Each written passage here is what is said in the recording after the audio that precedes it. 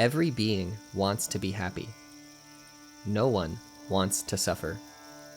Yet, in our search for happiness, we often end up creating our own suffering. We tell ourselves, once I make enough money, get that job, get that relationship, that house, that car, that success, then I'll be happy. But when we finally get what we desire, the happiness is fleeting. The excitement fades, and soon a new desire takes its place. We achieve what we thought would fulfill us, yet somehow we're still not satisfied, still searching, still longing for something more. We chase after things we believe will make us happy. We run from discomfort, numbing ourselves with distractions instead of turning toward it and understanding its nature. So what is the answer? How do we free ourselves from these cycles of dissatisfaction, longing, and pain? How do we find real and lasting happiness? Over 2,600 years ago, a man named Siddhartha Gautama asked the same questions. He was born a prince, surrounded by luxury, but he saw that no amount of wealth or pleasure could prevent suffering, aging, sickness, loss, and death. So he left everything behind in search of truth. After years of intense practice, he sat beneath a tree in Bodh Gaya and, in a moment of deep realization, awakened to the nature of suffering and the path to liberation. He became known as the Buddha, the Awakened One, and he spent the rest of his life sharing the way to true happiness and freedom from suffering.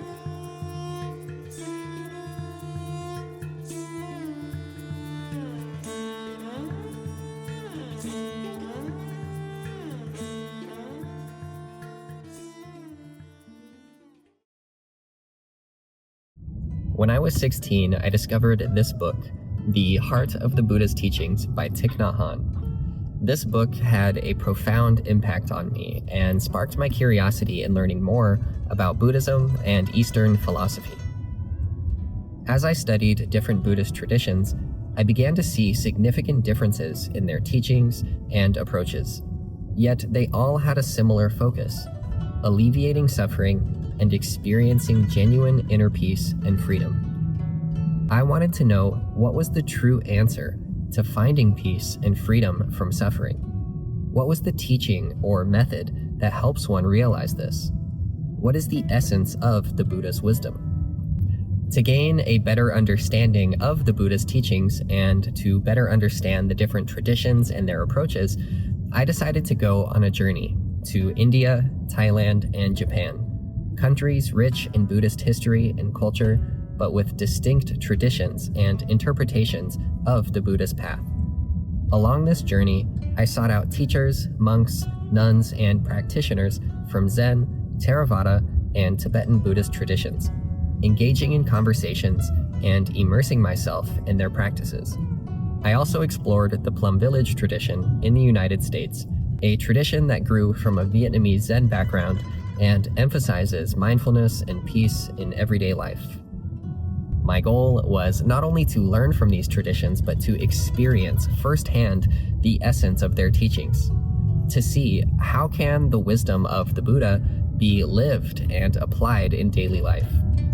Through these encounters, I explored fundamental questions.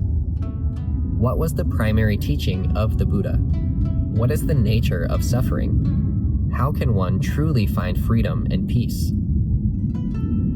This documentary is the result of that journey, an exploration into the heart of Buddhism and its timeless message of awakening, freedom, and peace.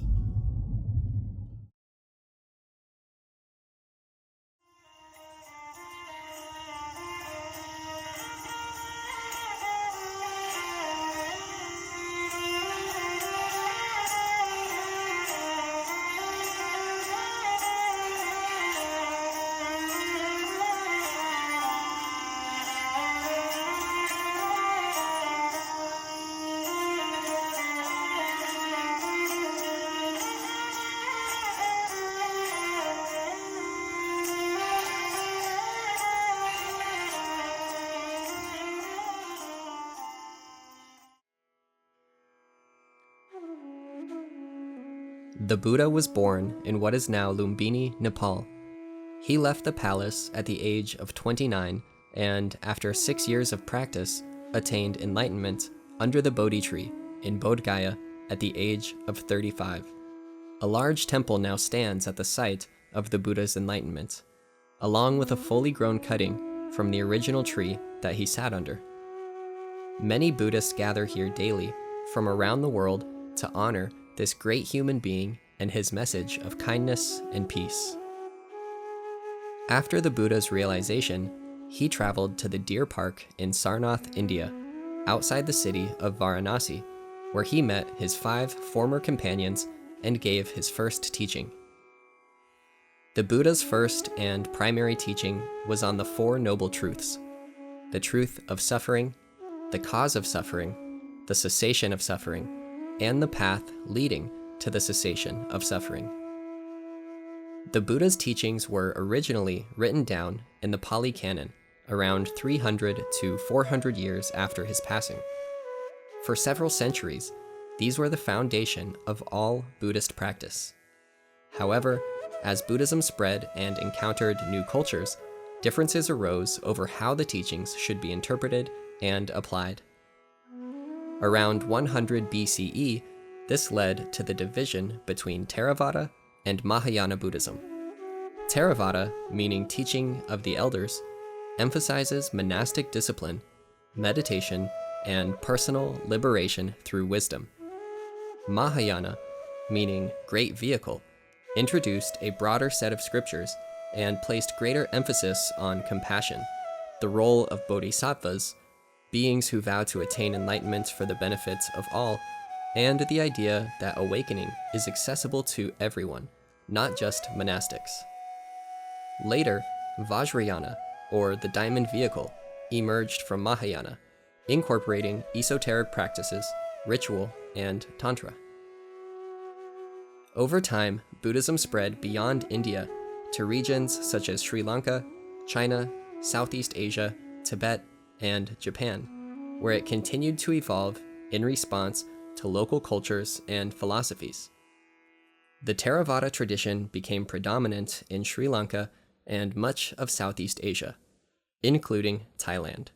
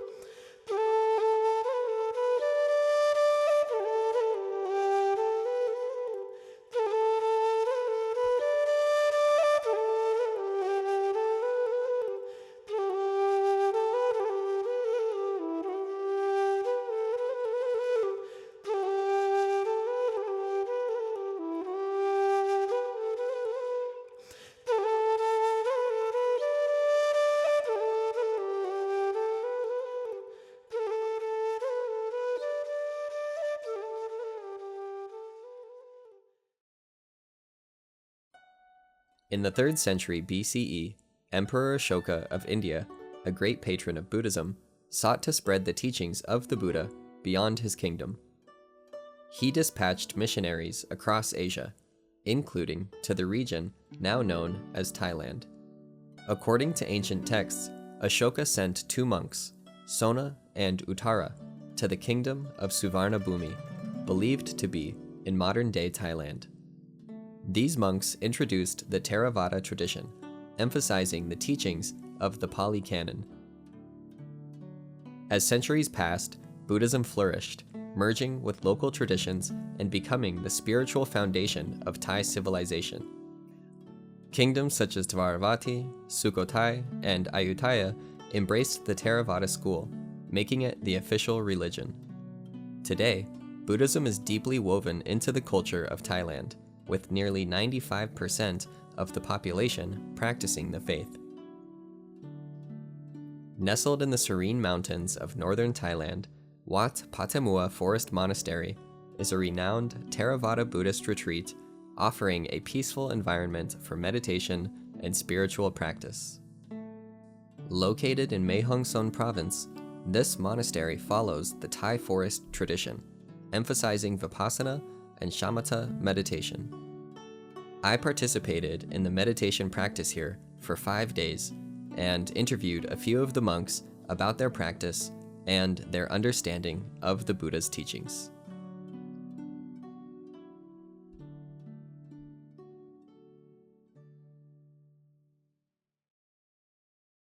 So everybody feel the same thing. We feel I. Now, he's the first one who discovered how the I come.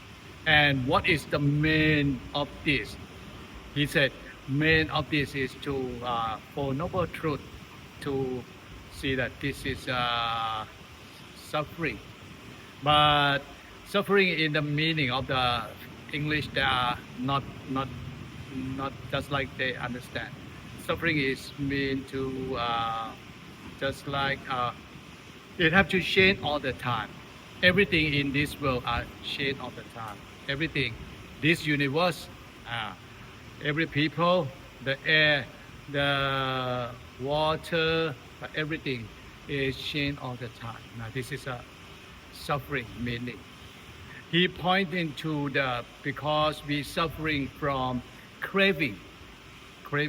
Not the suffering from pain, supposing normal people think that we have the sickness, we have suffering from sickness, or we have pain, we have the sick, have suffering. Actually, he said no. Suffering is come from, suppose I feel sickness at my knee. Supposing I feel sickness at my knee, I cannot walk good. Normal people think that there's suffering from sickness. Actually, it's not. Suffering is come from we want to get rid of the sick and it's still there. Now, want to Samutthaya is a name in Pali. The Buddha focusing because we have Samutthaya or wanting to make. Wanting is mean that moment you don't have it. Wanting is mean wanting something you don't have it, or you have it and you want to get rid of it. So wanting is two meaning. Want to get rid of something, wanting to want more, like this stuff. So how does someone find freedom from suffering? How do they get rid of the craving to have freedom? Because they don't want this. They don't see the truth. They don't see the truth that actually when suppose you have pain, when environment give you something, the mind always respond to things. Craving, go away. Craving, go away all the time. We always this, but most of the people in this world don't see this, don't see the response. Well, because when the pain comes, it responded, don't want it. So we have to move like this now. So because the craving this is very small, as well as your mind, very small. Not many people can see. Only the meditator we have trained to see. When you see that response time, response thing. So if you see that truth, then you don't suffer anymore? Yes, yes. The main is to not suffering anymore. Completely out of is our mind. So the Buddha is the first one who can achieve it completely. He don't have any suffering from the mind, but have suffering from the body. We separate into two. Body, we cannot do anything because the body is come to this world. Is have the nature of to change. Just like I said, nature of the body. If you have the body, you must have the feeling of the body. You must feel pain. But when you feel pain, if you accept it, you don't have suffering. Yeah? If you don't accept it, it means go away pain. I don't like you. Nah, you have to do something. Yeah? You have to do something to go away pain. Now, like this. That moment you are go to the next step to make something to the body, like this. So the accepting of the pain, you don't suffer from it anymore. Yes, Yeah. yes. Okay. We accept the pain, but we don't let the pain come into your heart. Nature of human being, we always think that, okay, we have the pain, go away. It means that receive or go away, receive or go away. This is the nature of human being. But meditator, we go one step. It means receive it and don't let it jump into your heart. So there are two steps. It's okay, you have pain, but the pain can hurt you. We divide pain is a pain, suffering is a suffering, not come together. Human being, we always come together. If you feel pain, the suffering comes with the pain. Actually, it's not the truth. We can separate. Suffering is a suffering. The pain is a pain. It's not come together. The pain didn't affect you to have a suffering. This is a knowledge. Come from learn meditate, and after that you will learn. You practice until when you're good enough.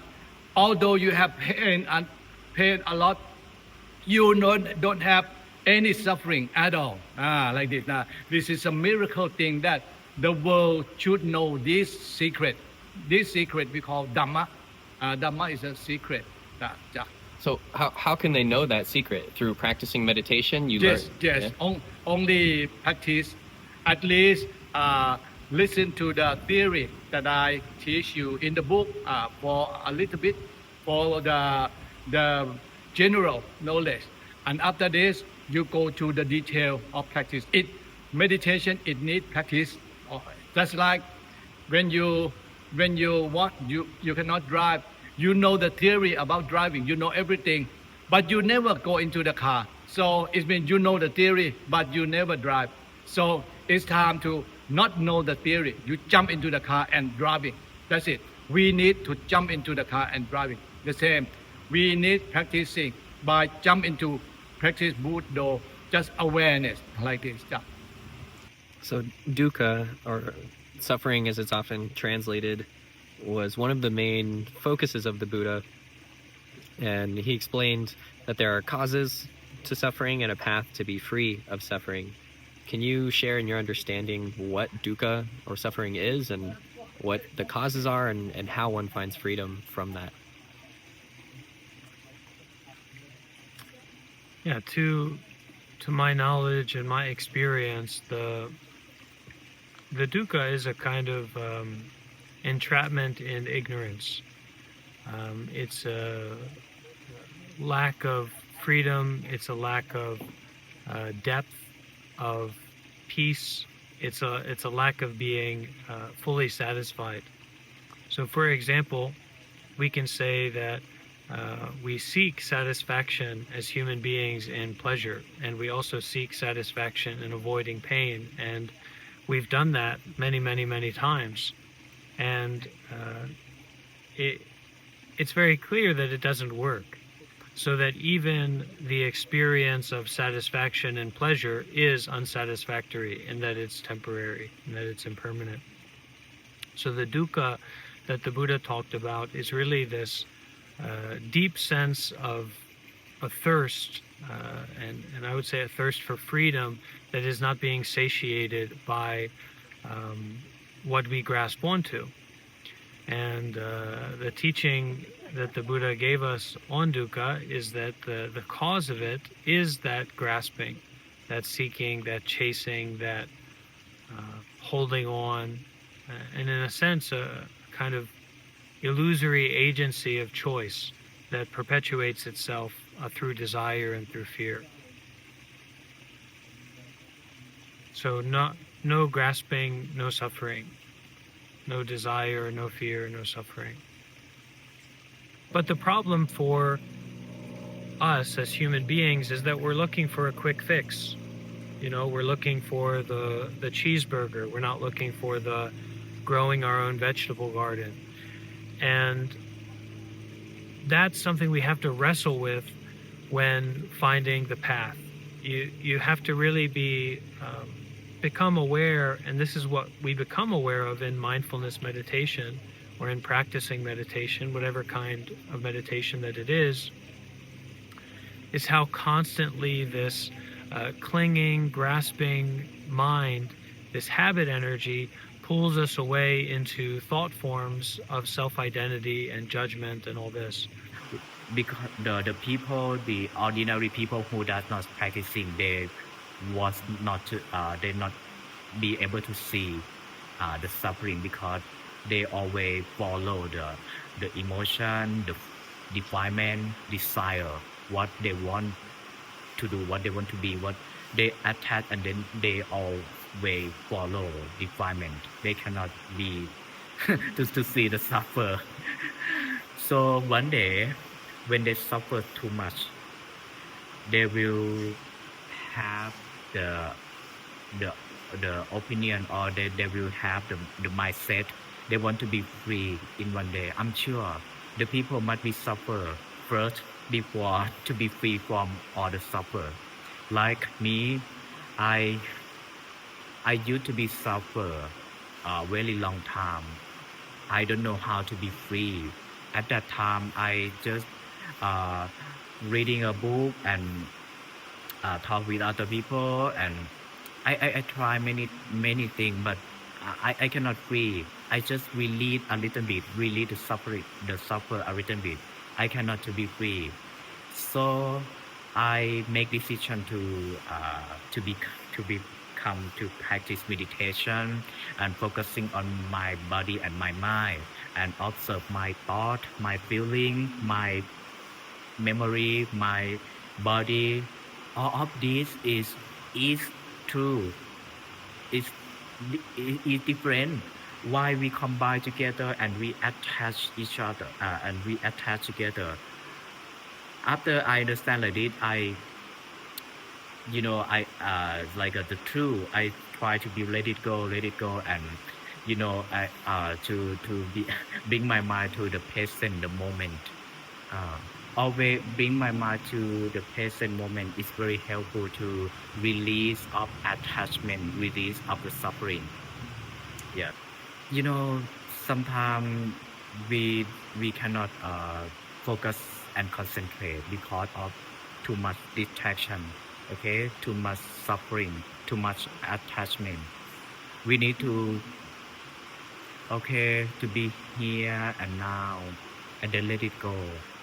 Walking and then let it go. Speaking and then let it go. Take a shower and then let it go. Always we let it go. And if they begin to release of the suffering, release of distraction, you must to learn more the truth. What is the truth? Everything impermanent. You are here. After 10 minutes, we will go. Yes. And the people are here. They will go. They are impermanent. Our conversation right now is just only here and now. And everything is part already. What they attach exactly. Every people, every creature want to be free from all suffering. To be free come from let it go. When we feel let it go, we feel free from defilement, free from desire, here and now. Peace is in the present moment. Peace not in the future. The people expect the future a lot.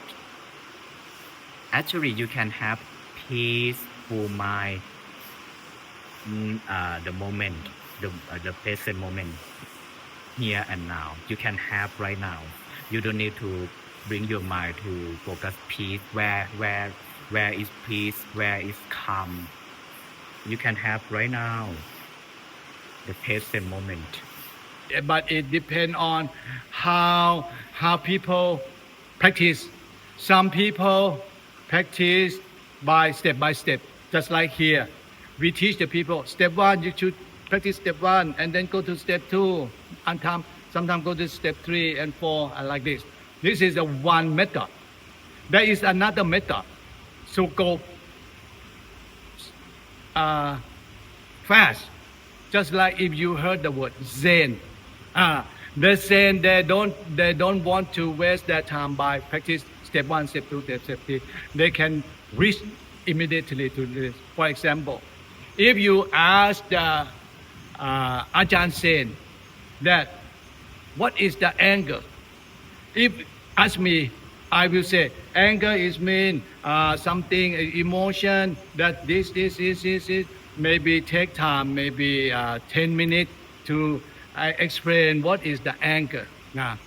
But if you ask Ajahn Sen will say nothing.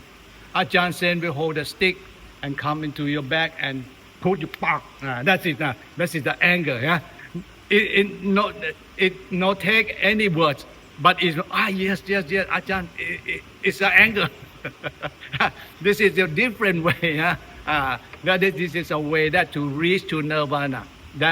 We can reach to nirvana in not only one way, but the Buddha process in the step 1, step 2, step 3.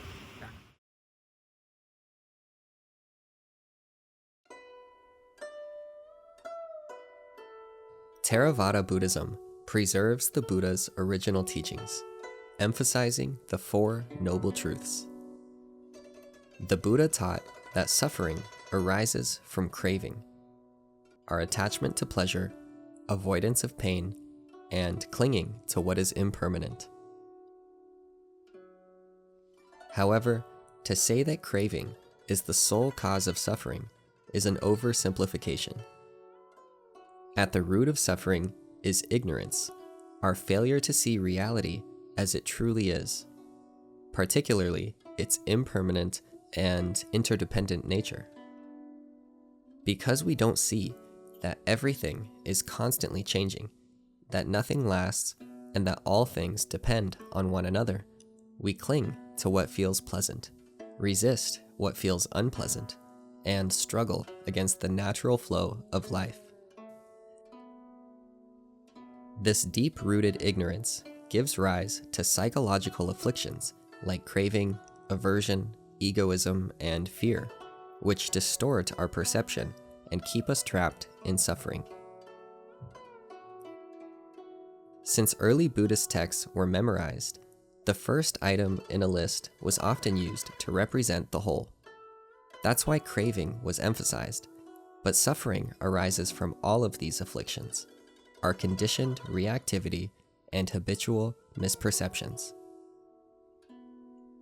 To uproot these afflictions, the Buddha taught the Noble Eightfold Path: right view, seeing reality as it is, understanding impermanence and interconnectedness; right thinking, cultivating wisdom and compassion; right speech, speaking truthfully and harmoniously; right action, acting ethically and without harm; right livelihood, earning a living without harming others; right effort, cultivating wholesome qualities and letting go of harmful tendencies; right mindfulness, developing present moment awareness; and right concentration, deepening meditation for insight and understanding. According to the Buddha, by following this path, one gradually dissolves the mental afflictions and attains nirvana, inner peace, and freedom from suffering.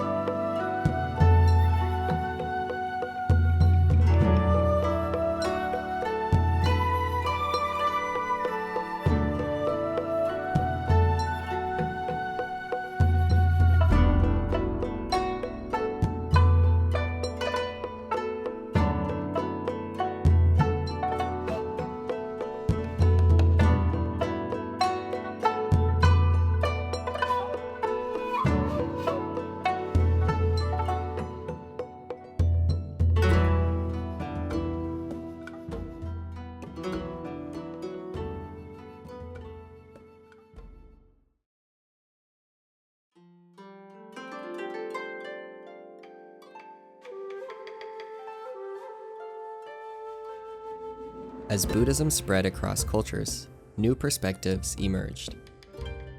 Some practitioners felt the path to nirvana needed to be more accessible. This gave rise to Mahayana Buddhism, or the Great Vehicle. Unlike Theravada, which emphasized individual enlightenment, Mahayana introduced the ideal of the Bodhisattva, a being who attains wisdom but remains in the world to help others awaken. Along the Silk Road, Mahayana Buddhism merged with Taoist thought in China, giving rise to Chan Buddhism. Chan is the Chinese translation of the Sanskrit word dhyana, meaning meditation, as the Chan school emphasizes direct experience over study of the scriptures. In the 6th century, Bodhidharma, an Indian monk, traveled to China. He reinforced the Buddha's original emphasis on direct experience, teaching that wisdom comes not from intellectual study alone, but from deep meditation. At a time when Buddhist scholarship was highly systematized, his focus on silent practice laid the foundation for Chan Buddhism. Bodhidharma stated that Chan is a special transmission outside the scriptures, not depending on words and letters, directly pointing to the mind, seeing into one's true nature, and attaining Buddhahood.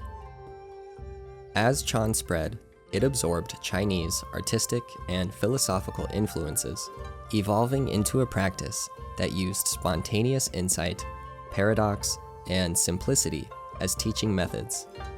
Eventually, these teachings reached Japan, where Chan Buddhism became Zen, a school dedicated to stripping away all distractions to directly experience reality. Zen would go on to influence not only Japanese spirituality, but also its art, culture, and way of life.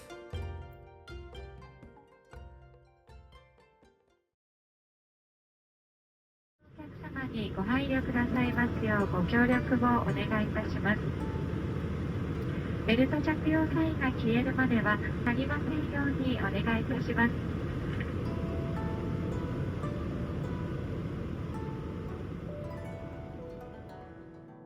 I began my journey in Japan by flying into Owita, then taking a bus to Beppu, where I stayed for a few nights.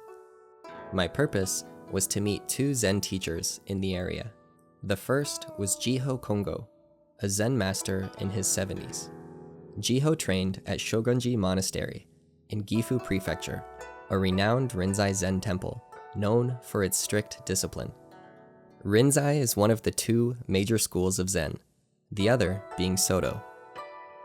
While both share core principles, Rinzai emphasizes koans, paradoxical riddles designed to break through rational thinking, whereas Soto focuses primarily on seated meditation. After his training, Jiho practiced at monasteries across Japan and later taught Zen abroad. Now, he resides at his temple home in a rural town outside Owita. From Beppu Station, I took a train to Kozaki Station, where Jiho met me upon arrival. He drove us to a local market to pick up ingredients for lunch, before heading back to his temple. A few students were living and practicing there at the time, and when I arrived, they were making noodles from scratch for our meal. We enjoyed lunch together before I spent some time exploring the surrounding area. When I returned, I sat down with Jiho to talk about Zen.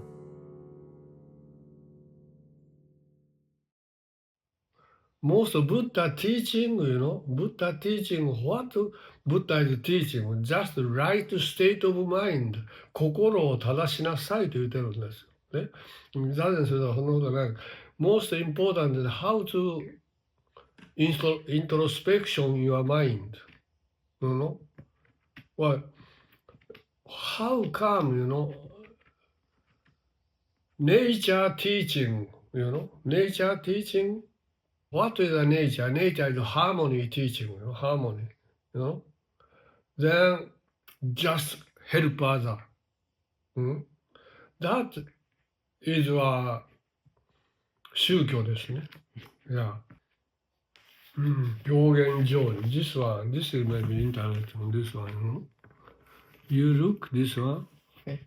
So, is it Zhangyan? Yeah. How to Zhangyan answer, you know? Xian said, Yeah. it's like a person in a tree hanging from a limb by his teeth and unable to grab a branch with his hands or touch the trunk with his feet.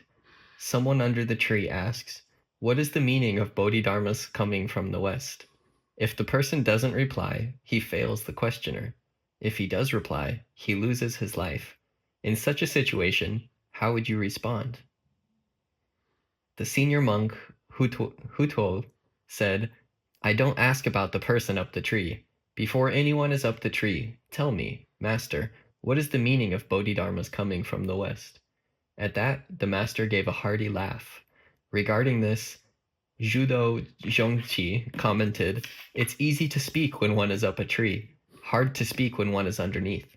This old monk is up a tree. Bring me a question. What to answer? I don't know. Yeah. You know? Yeah. Impossible. Yeah. You know? Yeah. How to? Then finally, you know, give up. Oh my God, no. Then starting. Then kill something, ego, you know. Then understand, you know. Very interesting. This, you know, this system, koan. Koan, you know. You understand koan, yeah? Yes, sir. Because no, nothing is sitting, you know. Many stupid ideas coming, okay? Don't you understand? If 10 minutes, 100 coming, you don't understand, you know, stupid idea, you know? So thought, oh, that's why, you know, koan we are using, you know. So with this that I'm recording, I want to help people understand how they can free their mind from suffering, from negativity, from stress, anxiety, fear, all of this struggle. But what do you think, how can Zen help people? yeah, everything make their self, you know. They must be understand. They fix up their self, you know, not helping.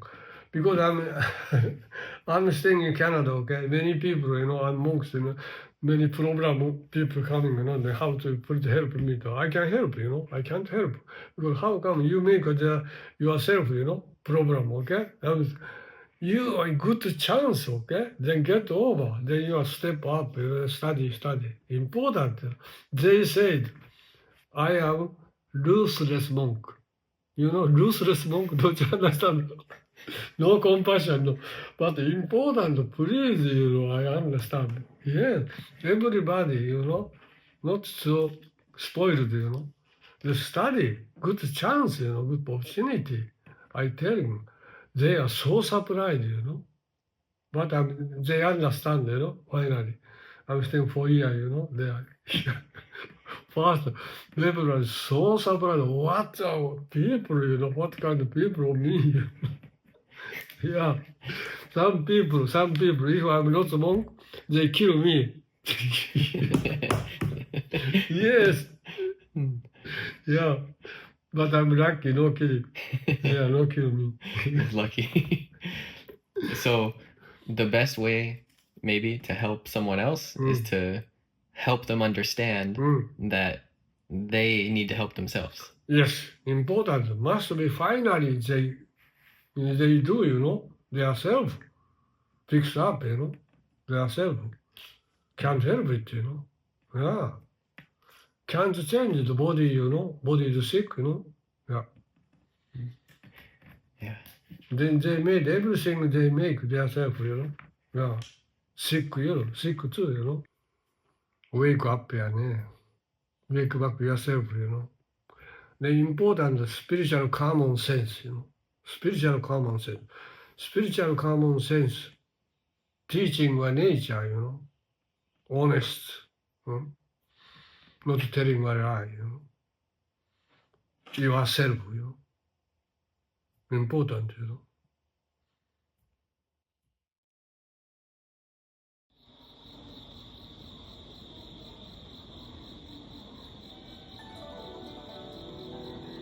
The following day, I awoke at 5 a.m. to catch an early train from Beppu Station to meet with another Rinzai teacher, Yodo Kono. I arrived at the station and walked 15 minutes through the local neighborhood to Yodo's home. Upon arriving, I met with some of the students on retreat, and we walked with Yodo to the nearby Gyateji temple, where we sat for 2 periods of seated meditation. After meditation, we returned to Yodo's home and enjoyed tea and a light breakfast. I then interviewed Yodo about his practice and his understanding of Zen. 私は29歳の時に修行道場へ行くことを決めました。理由はあまり良くない理由で、うちの祖父から父の代に変わり、祖父も父も亡くなった時のことを考えると、私は僧侶の資格が必要でした。それで修行に行くことを決めました。つまり、ただ資格が欲しかっただけです。それで修行を始めました。ただ修行は厳しくて、私は物理の教員でしたが、すごい論理的な世界で生きていました。しかし修行が始まると、論理的な世界から真逆の世界、論理がない世界へ入り、すごい修行が苦しかったです。そこで、私の師匠が言ったことは、私は大きな間違いを犯している。どんな間違いかというと、得ようとしていると。知識を得ようと。前奏としての知識を得よう。技術を得ようと。考え方や何かを得ようとしていると。それが大きな間違いだ。禅っていうのは逆に捨てていくものだというふうに、習い、それをちょっとだけ理解して、修行を続けることを決めて今に至ります。はい。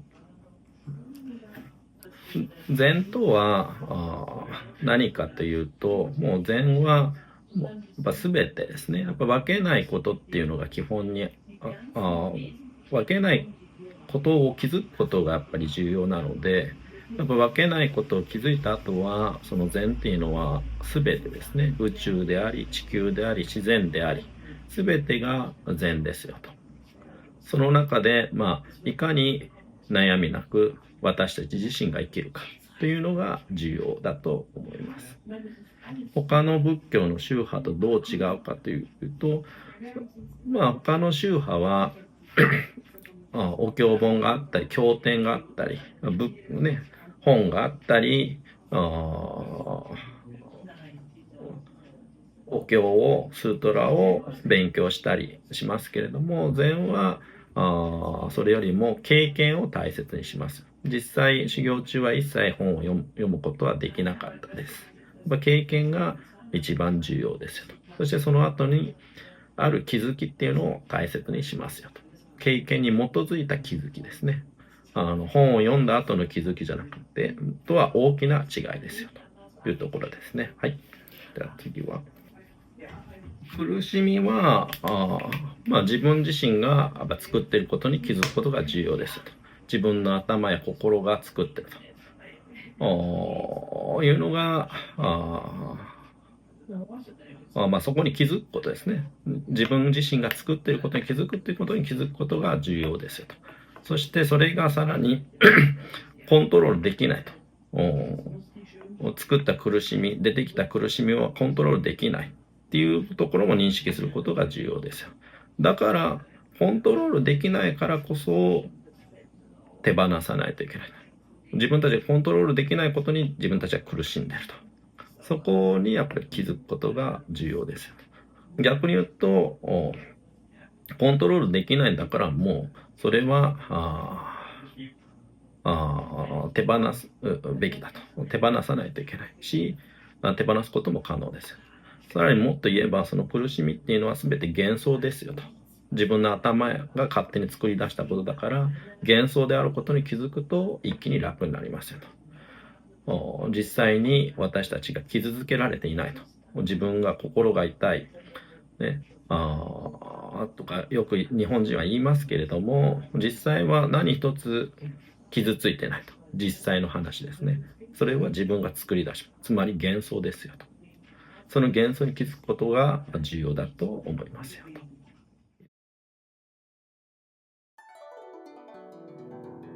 After leaving Beppu, I traveled 4 hours north to Osaka, where I met Muho Nolka, a German Soto Zen teacher. Muho ordained as a monk over 30 years ago and served as the abbot of Anteji Temple for 18 years. He now lives in Osaka and teaches meditation regularly at Osaka Castle Park.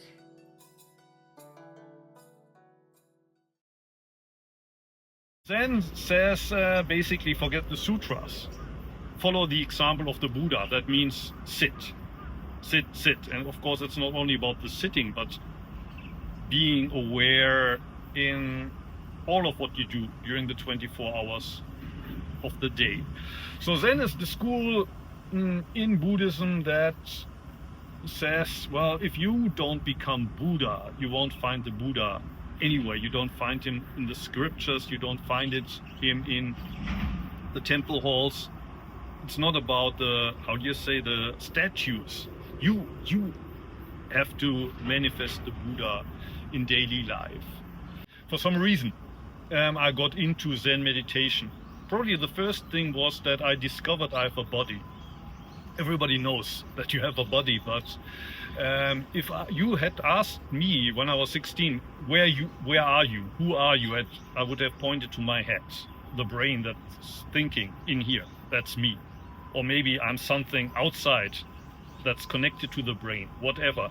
I never thought that everything that comes below my neck was really a part of myself. So in school I was always sitting like this or laid back. And what surprised me about Zen is actually everything felt different when I just sat straight for 15 minutes, maybe half an hour. And of course I knew that to live I need to breathe, but I never felt my breath. 16 years of my life had never felt my breath. For the first time I felt myself breathing in, breathing out, and was a big discovery. How come that something that was so close had completely escaped my attention? Or that bird that probably had sung from morning the whole day, for the first time I hear the bird that's singing outside the window. Zen is all about letting go. If I had to express Zen in one word, you could say it's letting go, completely letting go of everything. And probably a lot of people are not interested in letting go. It's rather that I want more. And what I have already, I want to keep. Or I want to get rid of this and rather have that. People don't want to just open the grip of their hands and let go.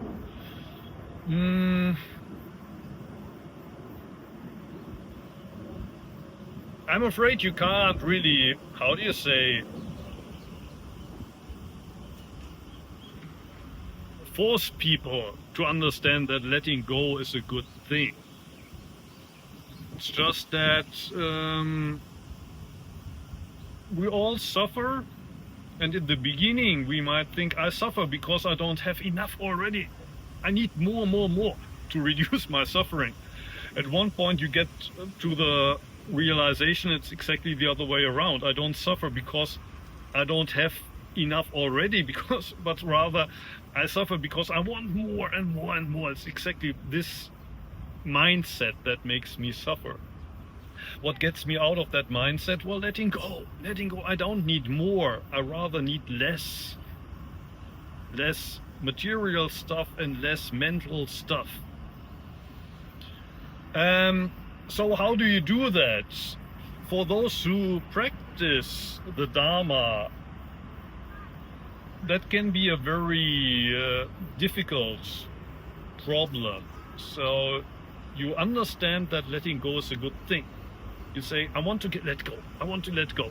When you meditate for 30 minutes, you try to not think about enlightenment, nirvana, but rather you want to let go of all of that. I want to let go of everything, especially things like, I don't know, I want to buy this, I want to have sex, whatever. You want to let go of all of that, but you can't. You're still thinking about what you want to eat for dinner, you're still thinking about your girlfriend, you're still thinking about this enlightenment that you hope to have at some point in the future. How can you possibly let go? And my answer to that is, as long as you try to let go, it's never gonna happen. Letting go is nothing that you do. It's not that you sit and then you tell yourself, now I let go, and then it's happening. It's not gonna happen. Forget about letting go. Opening the hands, Uchiyama Roshi, which is the teacher of my teacher's teacher in Antaishi, he has this expression, opening the hands of thought. And that's his expression for Zazen. You open the hands of thought, and when you open the hands, you're ready to accept what's happening right now. So letting go doesn't mean to push things away, but it means to just allow reality to manifest in this moment. And this can be, for example, craving, desires. Allow that to happen without touching it. So don't tell yourself, I need to let go. Rather, allow reality to unfold without getting involved in it. And the reason why in Zen we sometimes practice very intensively, there are the so-called sesshin in Japanese, where you practice for 5, maybe even 7 days and meditate from morning to night, is that usually around the 3rd day or so,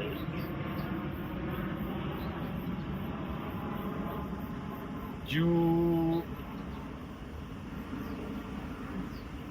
get to a spot where pain, frustration, all of that, doubts about the meaning of what you're doing, get so strong that you have only 2 options. Either you pack your stuff and leave, or you keep sitting on the cushion even though you're so desperate that sometimes it feels as, well, it costs your life.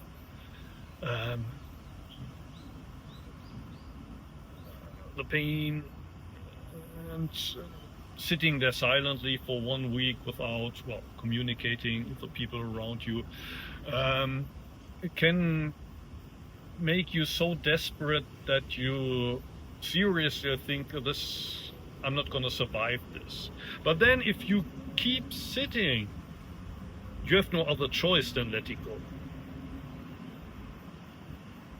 I'm going to sit here even if it costs my life.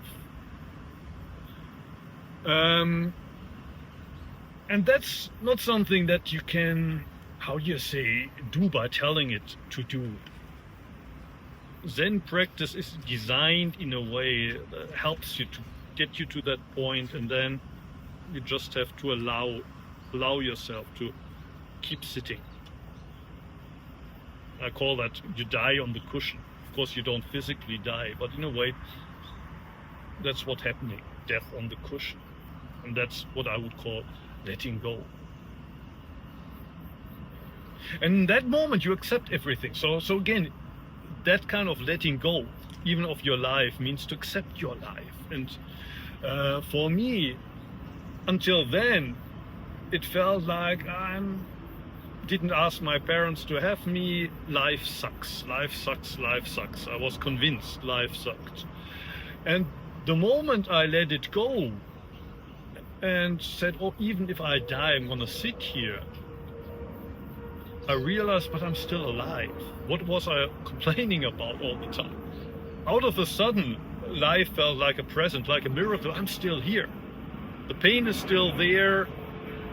I'm still not exactly sure why I'm sitting here, but I am sitting here this moment, and it's wonderful.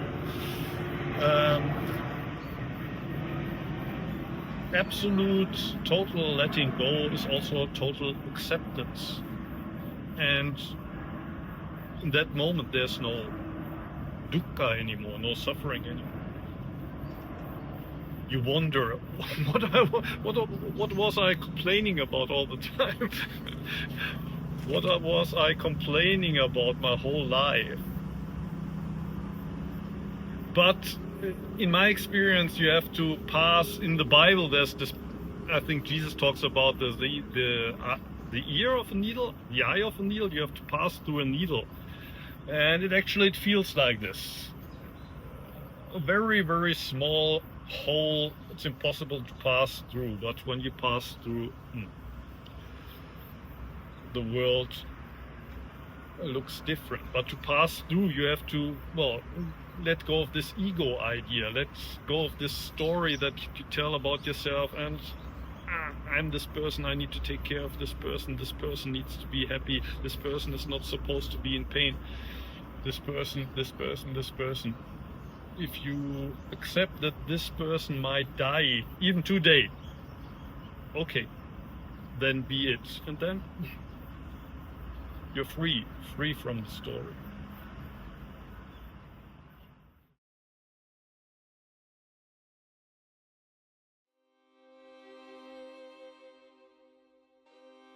Zen Buddhism emphasizes direct experience over the study of scriptures. In Zen, the most important thing is to realize one's true nature, seeing through the illusion of ego and separation, and awakening to reality as it is. This realization frees one from suffering, conditioned thinking, and attachment, allowing for effortless, spontaneous living in harmony with the present moment. After Japan, I traveled to Dharamshala, India, home to the Dalai Lama and a major center for Tibetan refugees. Here, I explored Tibetan Buddhism, which has its roots in Vajrayana, a path that emphasizes esoteric practices, deity visualization, and the use of mantras as tools for enlightenment.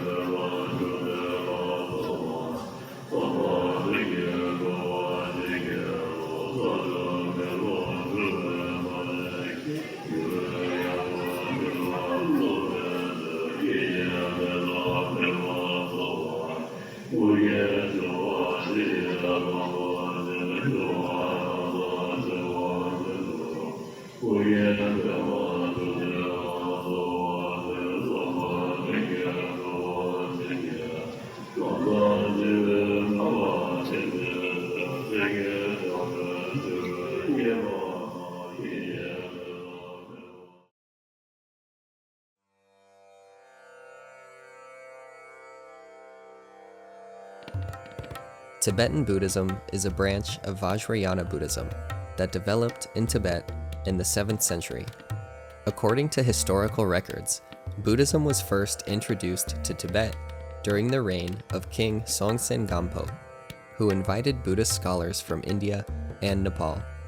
However, it was in the 8th century that Tibetan Buddhism truly took root, when the Indian master Padmasambhava, known as Guru Rinpoche, brought Vajrayana teachings to Tibet, and helped establish the first monastery at Samye.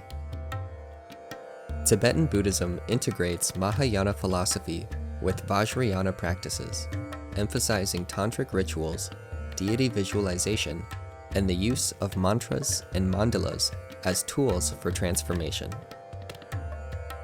Monastic traditions, reincarnated teachers, and profound meditation techniques such as Dzogchen and Mahamudra form the heart of its spiritual path.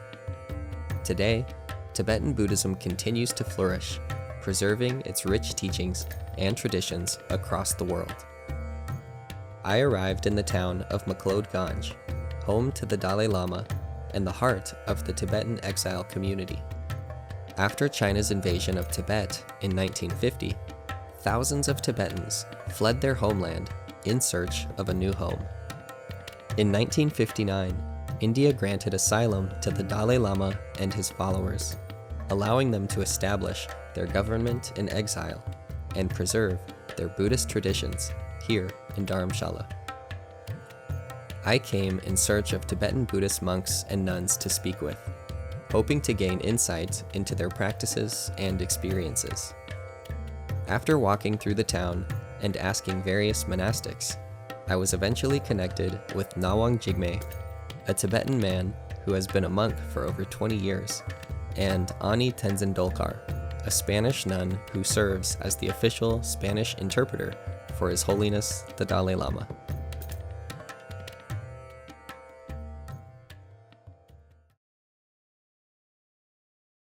All the negative emotions are the cause of suffering.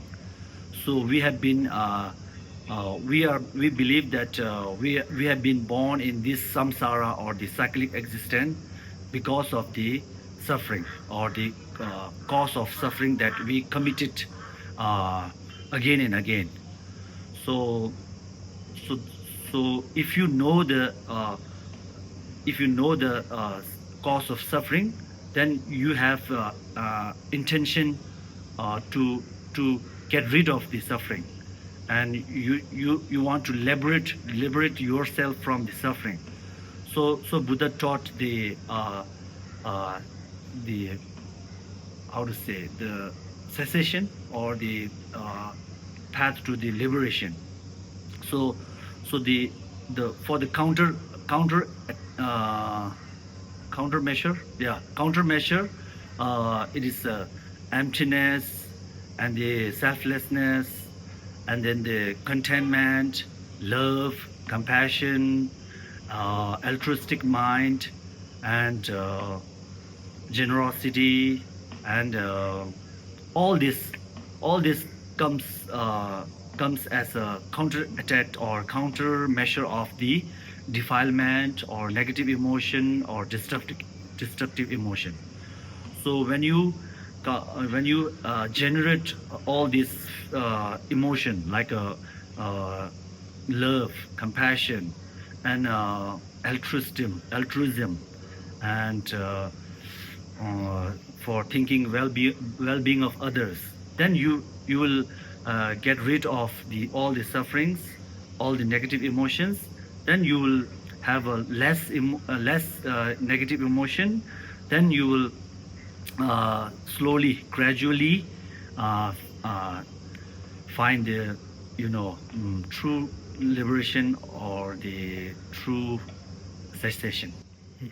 So emptiness means is things are not as you see. Things are not as you perceive yet. So and then so emptiness is about perception and reality. So we get an emotion like attachment, anger, hatred, all because of the illusion, not knowing the reality, and see things as it appears. So like if we hate something, hate to someone, the scientists say that the 99 or 90% of that hatredness or the how to say, the 99% is the self projection, mental projection. So that show that while you get angry, your negative emotion make you blind, and then you see that person 100% negative. Then you start to scold him and say bad things. So in actually things are not like that, in actually that person is not 100% negative, not 100% bad person, but your emotion makes it. That's like mental projection. That's like a perception and appearance which is made by you. So in reality, things are different. Things are things you should know that things are not as it appears. Things are not as it percepts. Yeah, perceptive. Yeah. It's possible to overcome the suffering, just like this. So there are different explanations about this, but there is one very beautiful one that comes from the third turning of the wheel, which is we all have a Buddha nature. So we can become enlightened, all of us. And this Buddha nature is just like it's like hidden by our afflictive emotions, etc. And another explanation is like from the second turning of the wheel of the Dharma, which is talking about the nature of phenomena, how phenomena exist. That means that because so they will explain you that we have this ignorance about how the world exists, and then this ignorance is the root of all these afflictive emotions, all these negative emotions. So, and these negative emotions are the ones who will act as a propulsor for our actions. So we'll always act because of these emotions. Sometimes they are like hatred, sometimes it's grasping or desire, but we are always moved because of this, because we always want to be happy and avoid suffering. So we see something we want to go this direction. If it's something we fear, it's painful, we want to get rid of this, so then there will be like hatred and the desire. No? But because we always think that these objects, they exist truly. So everything comes from the ignorance. So then if you eliminate the ignorance, you will not have these origins of suffering anymore. So that's another explanation of how you can achieve the cessation. You've spoken a few times about this being an illusion, and I want to understand that better, and I want viewers to understand that better. How is this an illusion? How can someone understand that this right here is an illusion? Because I think most people, out of ignorance, I'm assuming, take this to be very real. It may even be defensive if they say, hey, what do you mean this is an illusion? Well, you have to start one by one with the things. For example, you can start with the hand. That is so one, maybe this one. So you can start with the hand, and then you look, okay, the hand, does the hand exist truly or not? No? And you can analyze your hand.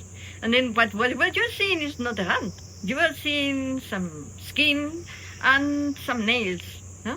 You're not seeing the bones or the blood or the some meat that there is there. I don't know, like you don't see the veins.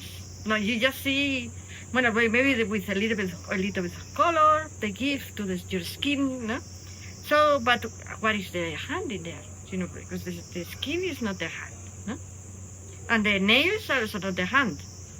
Also, even the blood and these bones, each of the bones, they are not the hand. So, what is the hand?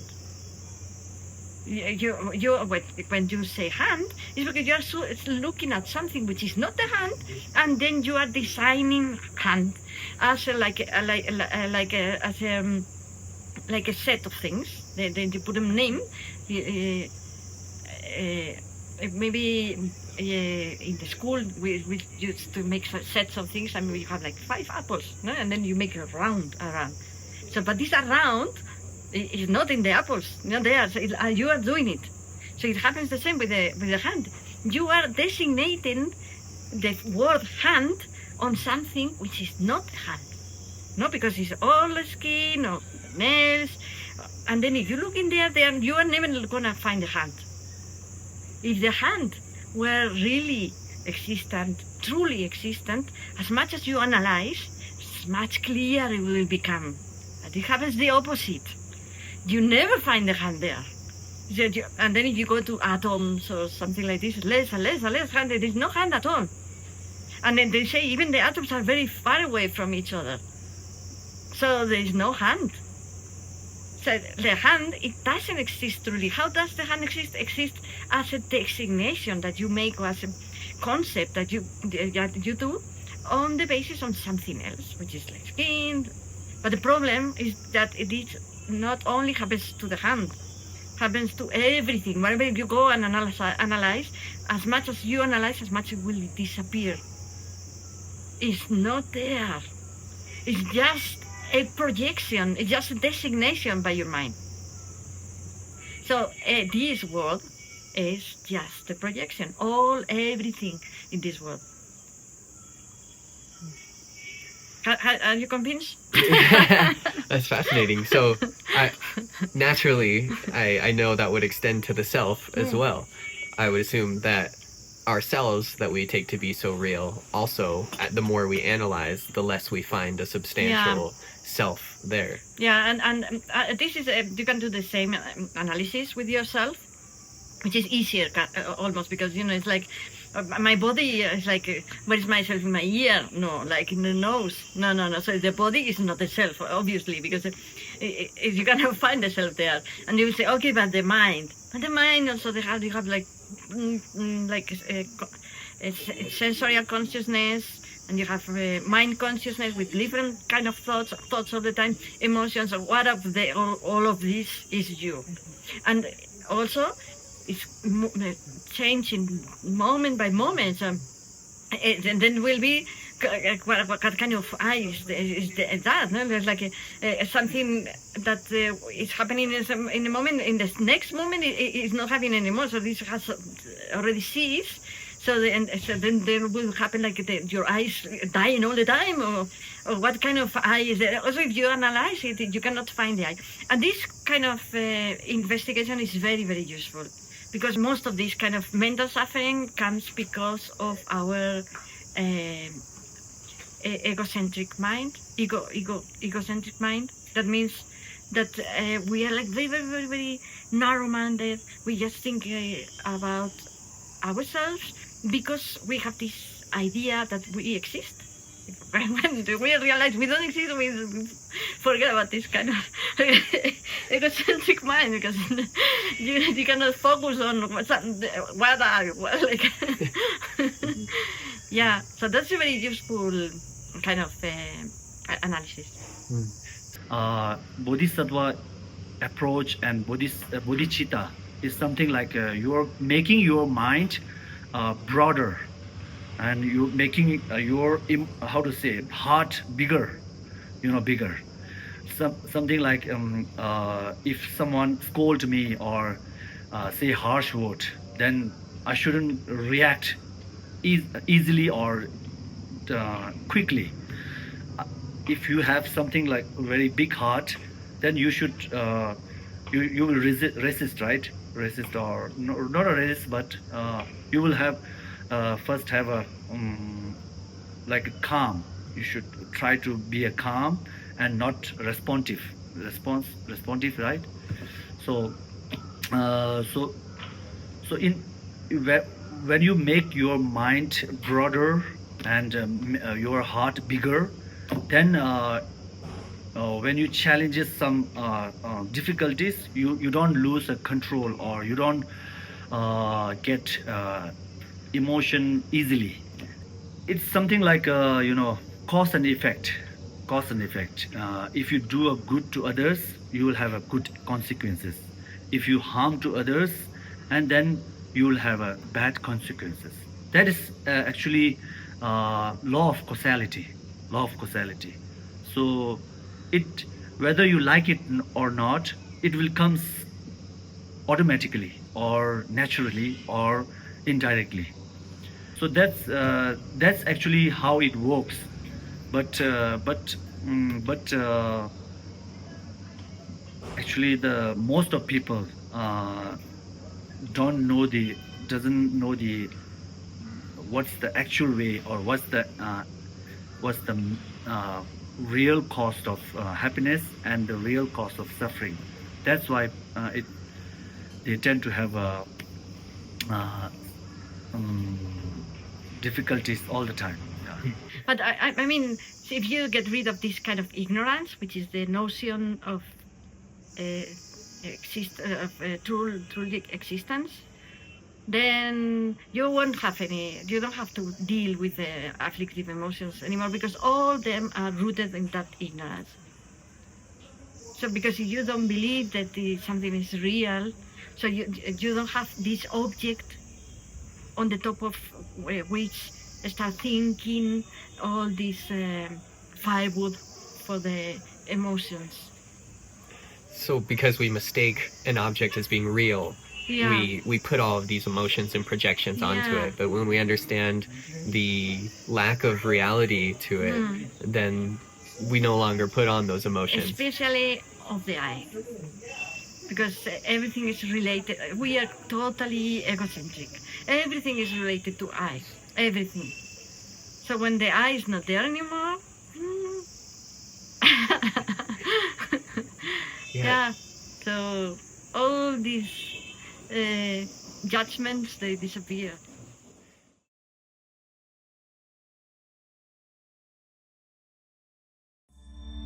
After Dharamshala, I traveled to Sarnath, outside the city of Varanasi, where the Buddha gave his first teaching. Here, I visited the Sarnath International Nyingma Institute, where I met with Khenpo Kunga. He gave me a tour of the institute, invited me to share a meal, and afterwards, sat down with me to discuss the teachings of the Buddha. All these different difficult and problem of suffering comes from the ignorance. We call the ignorance. The ignorance means we don't know what is it, what is there, what is we have the capability. So through his understanding, and he said, everything comes from causes and condition. If you more pay attention causes and condition, you will result whatever you want to result. This more pay attention to cause and condition. If you want a good result, you more pay attention to good cause and condition.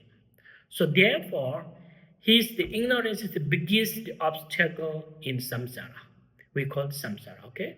And the man make trouble us. So finally he realized, so ignorance is here, but this antidote is wisdom. What is means the wisdom? We call in Tibetan word shrap.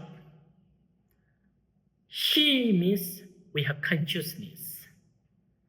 Ra means they are supreme, or supreme consciousness, supreme understand. So supreme understand the way to see the truth, and everything see the truth, and the problem will solve.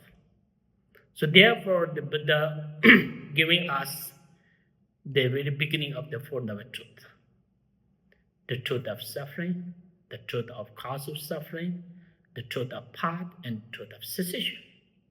So this is a man teaching, because he said, so there is the suffering. And then suffering is there, where is it come from? And then he said the cause, condition. So now we realize suffering is there, cause and condition is there. And then how do we eliminate these causes and condition? And then he's teaching the path. The path of this we call the path of the compassion, path of the loving kindness.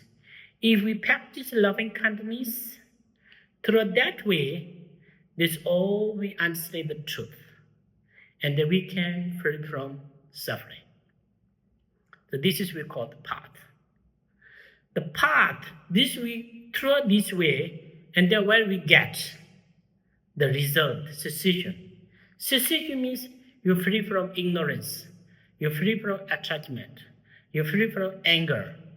So you're free from there, that's what we call the way cessation or enlightened or happiness.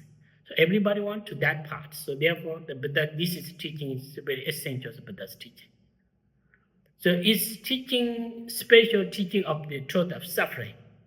So there are many kinds of suffering, the teaching, but the Buddhism main teaching suffering of the preventive suffering. The preventive suffering. This means the change. We make lots of change. So we people think they stay forever in the world, but not at all. We don't have an option at moment to moment to change. So therefore, this makes suffering us. So through the meditation, through the understanding, we free from the death, we free from this aging old and the sickness. So this is the Buddha's teaching. So one of our great master, Shantideva, he said, so all this happiness comes from helping other, and all this suffering comes from self-grasping. Self-grasping means always think, I want, I am fast, I need everything. So always we have self-grasp more, and nobody come close to us, because we distant everything we rejected. So this is we call this. All this suffering comes from our self-grasping, because we more self-grasping and more challenge us, and we don't care others' feeling, others' condition and position. We try to this cheating, killing, everything arises from there, because we don't care other too much the self-centered attitude in ourselves. So therefore, all this suffering comes from self-grasping. Make ourselves unhappiness and make unhappy others, the beings. So helping other beings, always happiness. So this is different between free from, if you want to free from suffering, so more thinking other people, not helping these other sentient beings, and then automatically to come happiness ourselves. So special teaching of the Dzogchen is a little bit complicated, but actually the mind is a luminosity. Luminosity, okay? The lightness. So more understand, more lightness, and like sun. The sun shines, and then we can see all this, everything. The mind is like that. But just moment, it's a lot of the in mind, there are a lot of like, for example, this all the negative mind is like cloud. The fall of cloud in the sky, even the sun is shining behind the sky, but we couldn't see everything, anything. The same is mind is clear, lightness, pure, but all the ignorance and most self-grasping, blocking. So most important is teaching is not understand intellectual way the teaching of Buddhism, but we understand the way of the experience. If you have the experience, what is it means the compassion? What is it means the loving kindness? Is you have the experience your own mind, you have confidence it is the helpful, that time you see the truth. This is 100% up to you. Like teaching. The teacher only duty to teaching the student what is right, what is wrong. The student practice, they follow the right path and they make effort, and they will see the truth. Like this is a map. You open the map, and I say, you go to the Ganges River, you go to that, and you just, map is here. If you follow this map and go to the Ganges, you will arrive there. But you know the map is here, how to go the Ganges River. You not go there and you stay in one place, you never get there, yeah? This is same thing. Whatever we talk compassion, whatever we talk loving kindness, just can explanation, but you don't have any experience yourself, and we couldn't change yourself, and we couldn't change ourselves. So this is we need this experience. Yeah, experience is the most important part. If you have really great experience, confident in your mind, and you can change yourself, and you can change others. This is the Buddha's teaching. Buddha's always teaching. You are your master. Nobody your master. You are your own master. This means you are your own master. If you go to the right path, if you go to the wrong path, and 120% your hand. Nobody had your destination. Yeah, this is his teaching.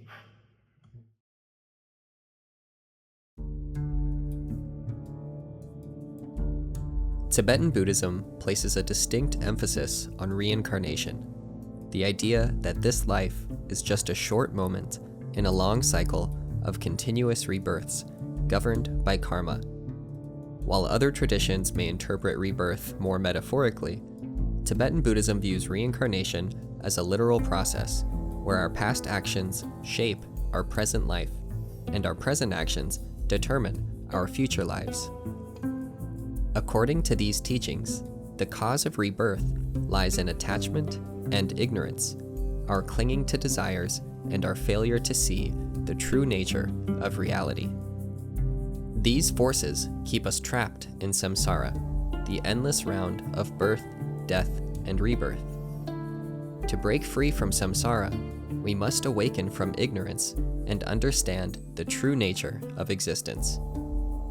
Tibetan Buddhism teaches that everything we perceive is a mental projection to which we attach concepts, especially the concept of the self. The feeling of I, or me, is referred to as the ego, and it is because of our misunderstanding of the ego's nature that we cling to an illusory self. This grasping creates a narrow mind and leads to endless suffering. To purify and transform this, we must cultivate loving kindness and compassion, focusing on the happiness and well-being of others. What stood out to me most in my exploration of Tibetan Buddhism was this deep emphasis on love and compassion. According to these teachings, love is the force that transforms the egocentric mind and frees us from the suffering it causes. Love is what allows us to awaken from ignorance and realize our true nature. As the Tibetan master Garchen Rinpoche said, the only cause of happiness is love. The only cause of suffering is self-grasping. Love is the medicine that heals all suffering. It is the path that leads to awakening.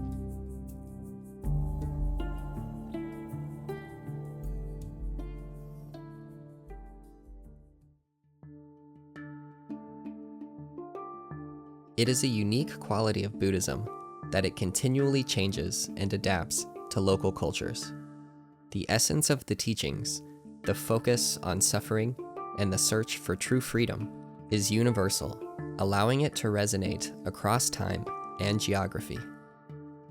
As Buddhism spread to the West, it began to take on new forms, responding to the needs of modern life. Many traditions encourage deep meditation in solitary retreats, some lasting years or even decades. While these practices have their place, they are not accessible or practical for everyone. In our modern age, what is needed is not necessarily years in retreat or awakening in isolation, but the integration of mindfulness and compassion into daily life. This is the foundation of engaged Buddhism, which emphasizes awakening in the here and now, not in a cave or a monastery, but in every moment of ordinary life. One of the most well-known expressions of this is the Plum Village tradition, founded by Vietnamese Zen master Thich Nhat Hanh. This tradition teaches that mindfulness can be practiced in every action, eating, walking, speaking, and even working, allowing us to transform suffering and cultivate peace in ourselves and the world around us.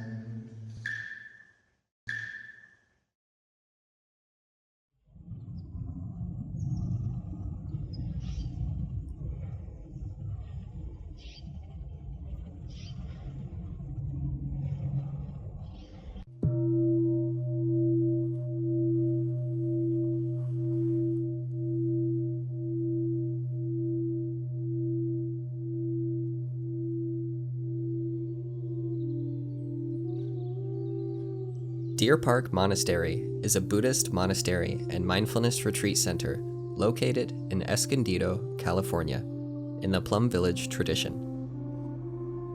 The Plum Village tradition was founded by Zen master Thich Nhat Hanh, affectionately called Thai by his students. Thich Nhat Hanh, a Vietnamese monk, teacher, and peace activist, was exiled from Vietnam in the 1960s due to his efforts to promote peace during the war. In 1982, he established Plum Village in France as a sanctuary for practicing mindfulness and building a community focused on peace and compassion. His intention was to create a modern expression of Buddhism, one that integrated mindfulness into every aspect of daily life. Thai believed in engaged Buddhism, emphasizing that spiritual practice should address the suffering of the world, transforming both individuals and society. At Deer Park, I participated in 11 days of retreat and had the privilege of speaking with 3 respected teachers, gaining deeper insight into the transformative power of mindfulness and compassionate living.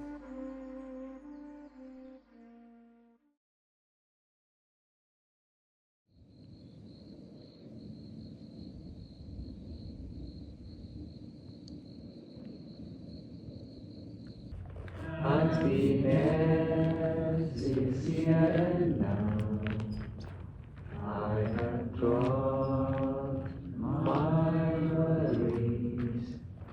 Somewhere to go, something to do, but I don't need to hurry.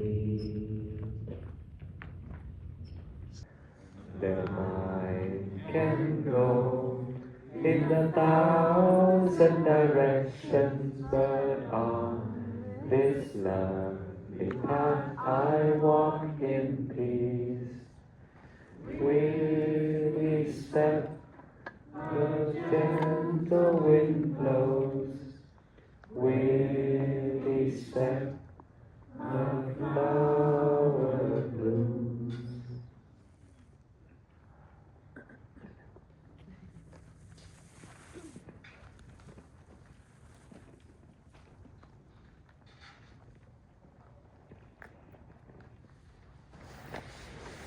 Good morning, dear beloved community. I am Sister Practice, and I'm very happy that all of you, both new and returning friends, are here with us today for the Day of Mindfulness. As you can see, the morning here is so wonderful, and I always like to begin walking meditation by pausing and silently appreciating the gift that life is giving me. And walking meditation means that when you walk,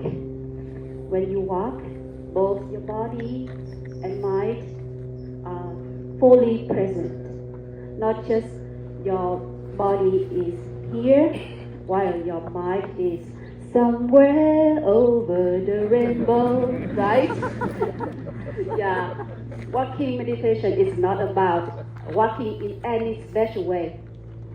You walk as you normally do, but you bring your full awareness to every step. You feel the movement of your legs, feel the touch of your feet with the ground. Relax your body, walk leisurely, and be fully present. Enjoy life that is unfolding with each step. This is walking meditation. Of course, if our mind is present with each step as we walk, that's wonderful.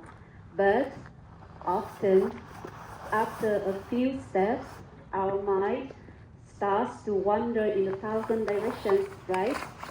How many of you here feel that your mind gets easily distracted while you walk? Could you raise your hand? Oh, it looks like you're not alone, and it is very normal. Everyone here is on the path of mindful practicing. When you notice your mind starting to wander, you just smile at it and say, "Cuckoo, I see you," and acknowledging that the wandering thoughts without being distracted by them, and gently return your mind back to your steps.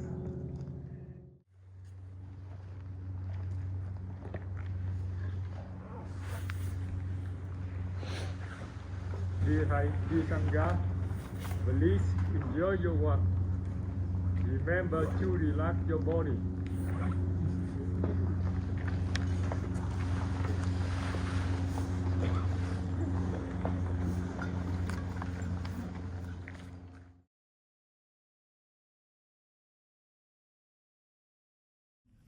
Well, mindfulness is quite a catchy word now, after a decade or two. But it comes from a translation of a Indian word in Sanskrit is smriti, which means to not only to be mindful, but to remember or to recollect. So if you being mindful is to be aware. So what are we aware of? We're aware of what is happening in the present moment, within our bodies, within our mind, within our emotions. So it's a kind of a gift that we've, as human beings, evolved to have. This, besides running around and just being aware and chasing things because of our hunger and our need to survive. Now, as our consciousness has evolved, we're quite aware of other aspects, right? Our mind, our consciousness, our spirit. So this is how we've evolved. And I think the Buddha is the first one, kind of like recorded to kind of wake up from that, to become mindful of like, man, like see how things are all connected, right?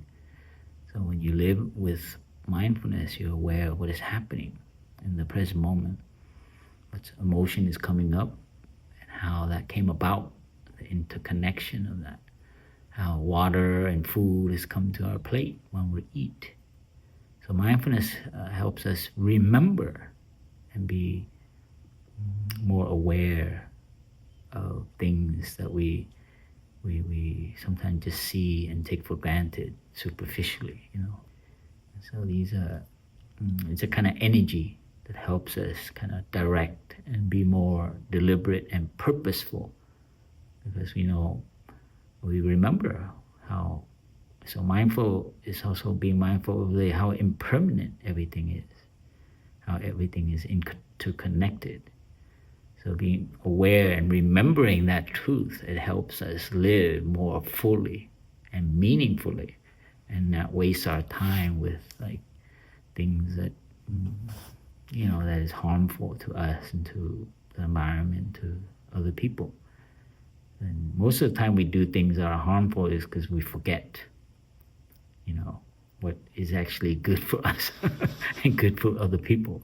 You see that? What it means to be mindful, to remember and to recollect. It's like, dude, do I want to go down this path again? Or like, or we're not aware that, we have this wound and we want to cover it up. And so we run away from our suffering. So we forget that these things don't help, even though it gives you, temporary satisfaction.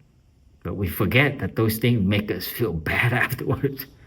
But because of our tendency, our habits, and our neural pathways are so locked that we forget, we ignore.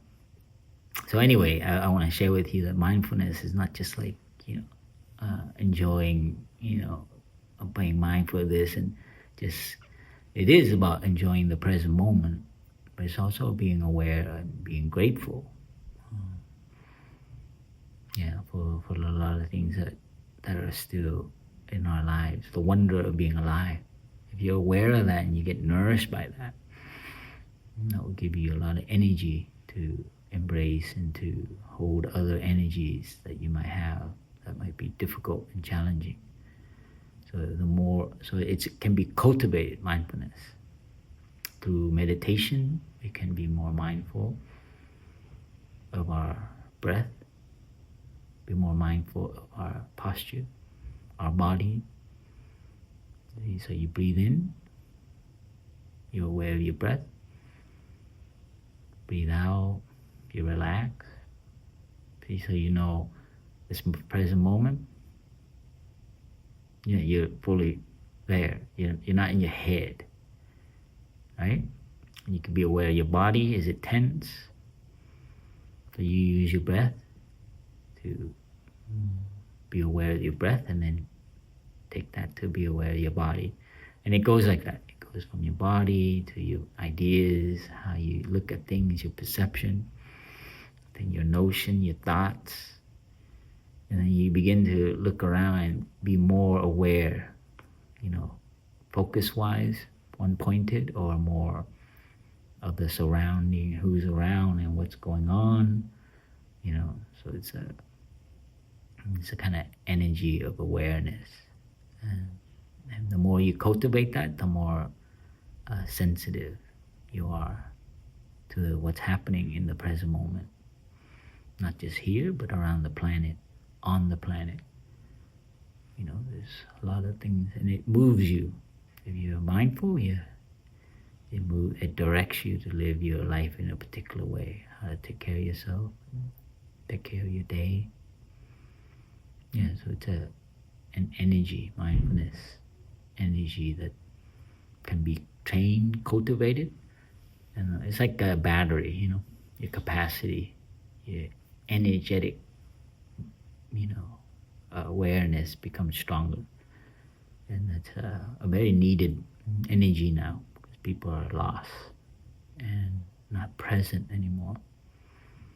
Yeah, and that's another word that can go along with mindfulness. Besides recollecting, remembering, is presence. Your mind is fully present. You're there, you know. And if you're strong enough, concentrated, then you know what to do, not to do, what to say or not to say. You're no longer reactive like your habitual tendencies and impulses. And that is lacking more and more in our society. That's why we need training. And people are on their gadgets and internet, and they're always thinking about somewhere else. They're full of thinking. Yeah, so mindfulness helps us reduce that thinking and be more present. When you're present, you don't have all kinds of notions that precede, the moment. Oh, let's take this, sunset photograph. Oh, where's my camera? And then you miss everything because you're so worried about taking pictures. Your habit, right? And you go through life like that, always catching, but not really present. And that's a shame, because when you hit 80, you're like, man, what happened? And you can't rewind, So being present to your life and the gift of being alive. In Buddhism, suffering is because we have wrong ideas about things, wrong notions about things that are, impermanent as being permanent. Things that are very connected, but then we separate them. We have all these notions. Of course, life, there's pain, there's loss, there's, from our habits and, unskillfulness as human beings, we cause each other suffering. We cause ourselves suffering because we just don't know who we are and what, what is worthy and meaningful to do and what is harmful and what is not harmful. So suffering is a lot of unknown. We live mindlessly, not aware of what is right, what is helpful, what is skillful. So we have impulses and habits and notions that are not aligned with really how things work. You lose something, you break something, it's like, So, how you react to it, you suffer or not. You lose your parents and there's pain. But if you have time to take care and grieve properly and, go through the emotion and you'll find a closeness. I think mindfulness helps us because we learn to know what is appropriate and how to look at things. I would say, he's like the only teacher I know that says that you need to learn how to suffer. If you know how to suffer, then you'll suffer less. So, anytime you hear, you try to remove suffering, get rid of suffering. But Thai's got a more organic, humanistic approach. That if we learn how to embrace and hold our suffering, then we will understand its cause. So this is the first two noble truths. And once you have understanding of something, its nature and why it came about, that understanding is a kind of already a relief. If you really look at it, when we,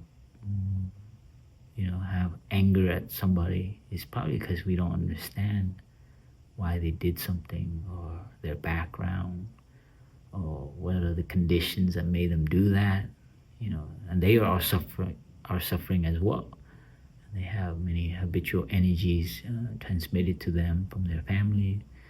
To begin to understand them, you kind of like, it's not like you forgive them and condone their action, but you kind of suffer less. Because, you kind of get it. Like, yeah, I know why he's like that. Or why she behaved like that. So that's looking deeply and understanding suffering. It's like a baby crying, Thai repeatedly reminds us. If you hold the baby calm and peaceful. Your anger, your suffering, you begin to understand it. You don't try to stop the baby from crying by slapping it and trying to like tighten it and stuff, but you hold it, and you get to understanding, and your peace and your calm also help. So suffering is inevitable, but how we deal with it is our choice. It's transforming suffering. Yeah, it's a path to transform suffering, and when you transform suffering, that is happiness. So happiness and suffering are not separate. It's more clear in Sanskrit. Sukha and dukkha, they are connected. So when you feel dukkha, suffering or ill-being, so that's why if you say ill-being and well-being, it's a bit easier in English because it's that kind of thing. They are connected. So transforming suffering, that is happiness. And so the path is, and the path is in every moment. So it's not like your happiness is over there and you just need to undergo this trial in order to get to your happiness. But it's in every moment you experience happiness. That's how you know you're on the path. So Buddhism is not about attainment, but it's about real-time transformation of ill-being or suffering, and how to do that, and learning skillful ways to do that, and helping other people to do it. Freedom can be just an idea. And so what is true freedom? So that's something that we need to ask. I mean, I ask myself, what is true freedom? Because what I think might be freedom, like the freedom to choose this or that, or buy this item online, or go on this vacation, or have this career. You think that's freedom, but I would say that's a kind of illusory freedom, the freedom of the so-called freedom of choice. So I think here freedom is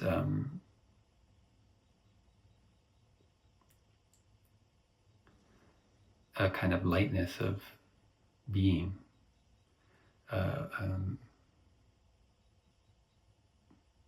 Thai would say dwelling happily in the present moment. And so it's not about choosing this or that, but it's about understanding what is pain, hurt, trauma, whatever we call it, what is somehow not easeful, light in our body and our mind, understanding that arises due to conditions and causes that there are, and you can recognize those conditions and causes, and you can find ways to remove those causes and conditions, and then you suffer less. And when you suffer less, that's freedom. So when we talk about freedom, it's not about freedom of choice, but freedom from our habitual patterns of causing this unpleasant pain, trauma for ourselves and for other people. So that is what we call true freedom. And the beauty is you can enter that door that works for you in the moment. And we don't have to feel like there's only one way into the practice or one way into the dharma. Many people find mindful breathing very helpful. I've personally found it very helpful. And because the breath is always there wherever you go, and whatever activity you're engaged in, even when you're sleeping, you can practice being mindful of your breathing. So it's portable. It doesn't require equipment. You don't need to have an expert doctor or even an expert meditator. You can just read a few words about how to practice mindful breathing, and you already have quite a bit of you already have a practice that can bring you joy and happiness in the present moment. Just, stopping what you're doing, bringing all your attention to your breathing.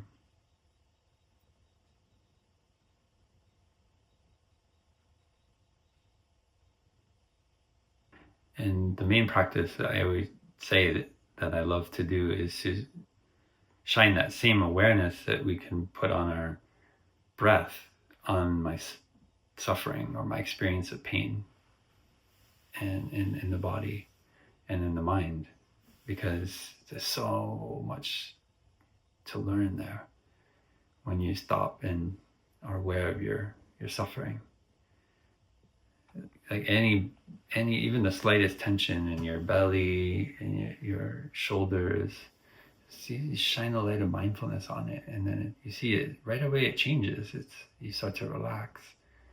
You're actually using your body's natural capacity to heal by giving your attention to that part of your body or part of your thinking in your mind.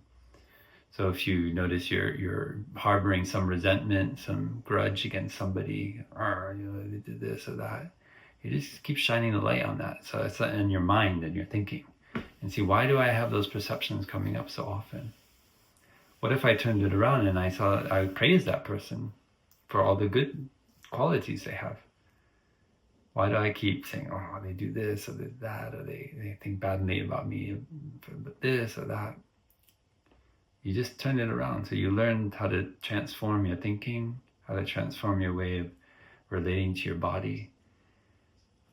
And some people have a fear of their own body. And so just thinking about their body creates tension and stress. So we learn how to, with the mindful breathing, we learn how to shine the light of mindfulness in a way that's very relaxed. This is a Chinese character, and you see, for enough. You see, this is a mouth, so it's like the head, the body, one arm, two legs, enough. So when I share this with young people, I ask them, do you have a head? Yes. Do you have a body? Yes. Do you have one arm? Yes. You actually have two arms. Most of us were very lucky. Do you have two legs? Yes. Then are you enough? They say yes. Say louder. Yes. I am enough. Knowing that we are enough already bring a lot of peace and happiness. Many of us feel impoverished. It's like we are lacking, we're not good enough. And we try too hard to strive, to grasp, to impress others. But if we come back and recognize, wow, we have more than enough. All of these internal, external organs that we have, everything all around us, we have so much, then we feel full, whole, complete from within, where we are, exactly where we are. From that place of wholeness and of being enough, whatever we do, there's more freedom, more peace. Versus when we feel we're not enough, everything we do is like grasping, holding on. And it would never be enough. A millionaire would still feel he needs more or she needs more. A president would still feel they need more power. And even a person who's lived to be in their 80s or 90s, still they'll grasp, they'll be afraid of death. But if we feel we have enough, our life is so rich already, then everything more is simply a blessing. Ice on the cake, you say. Icing on the cake. Yeah, then we celebrate. We are happy. You see? So know that you are enough. It's already a great condition of happiness. And that also means that to be grateful for what we have. Don't take for granted these eyes.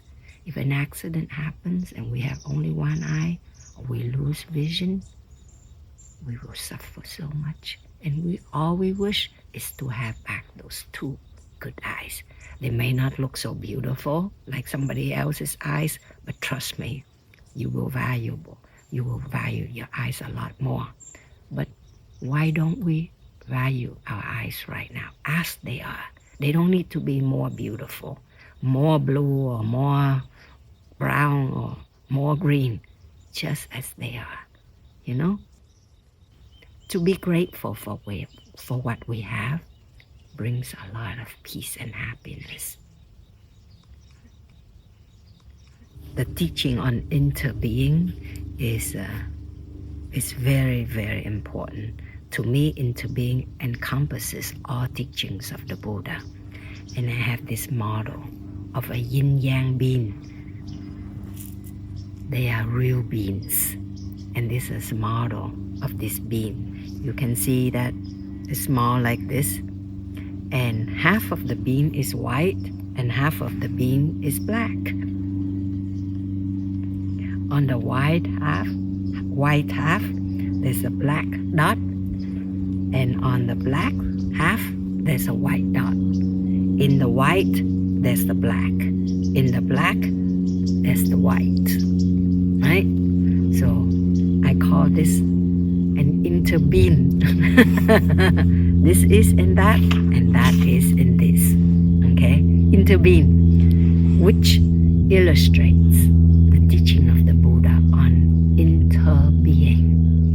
We think ourselves as self-made, completely independent and separate from everything else.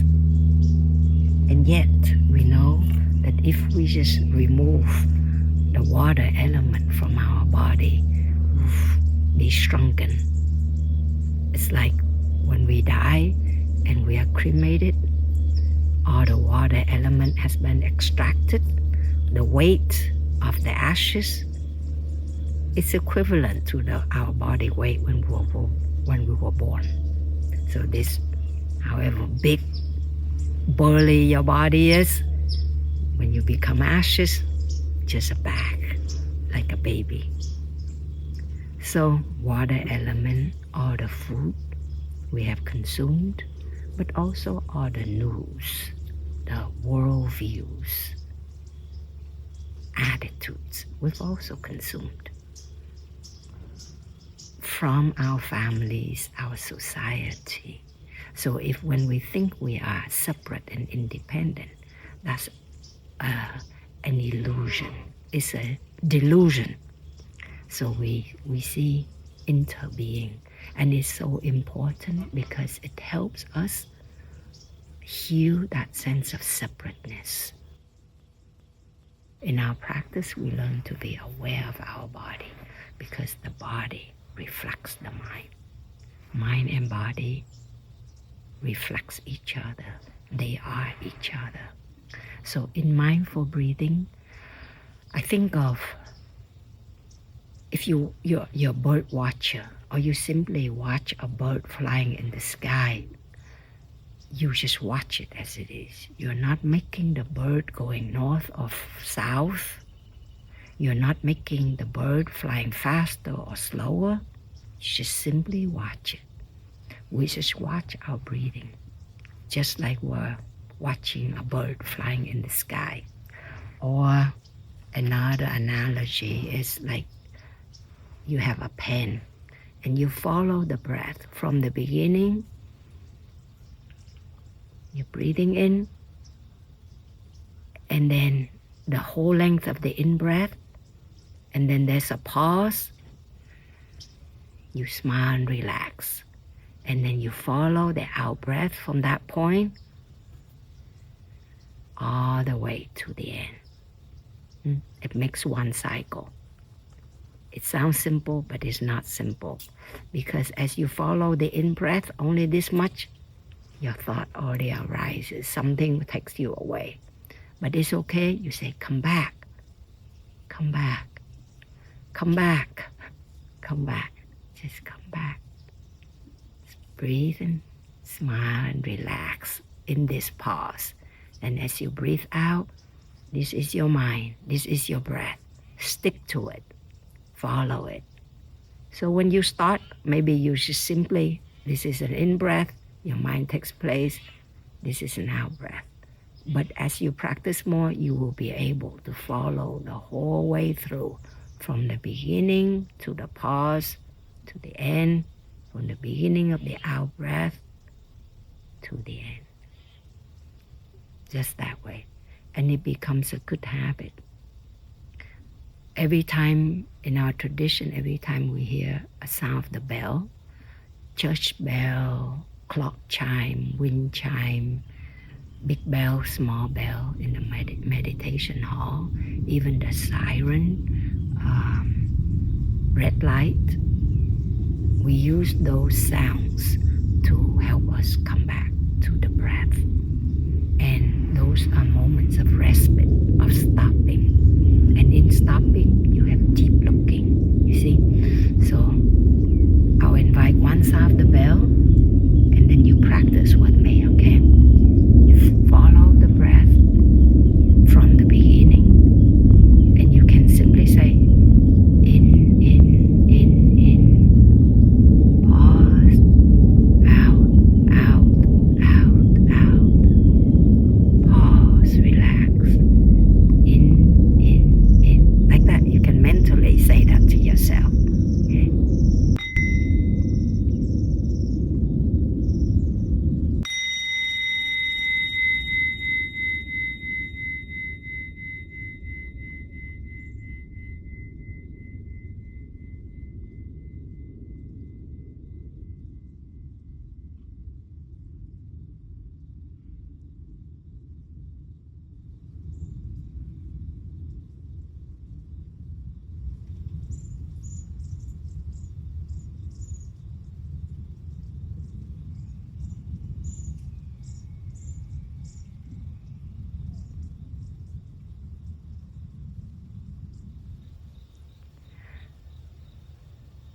You can spend your whole life looking for somebody to love you, accept you, be there for you. But that soulmate is not outside. You can be a soulmate to yourself. Remind yourself that you deserve peace and healing, that you deserve to be your own soulmate, to be a soulmate to your inner child. Take good care of her, take good care of him, take good care of them. You deserve that. And by being your own soulmate, by knowing how to take care of yourself mindfully and peacefully, naturally you become a soulmate to your loved ones, to the people you serve. You help change your environment in a positive and natural way. So enjoy, my dear. Enjoy learning more about mindfulness and practice them. It's most important is to practice. Okay. Breathe and smile. Bless you.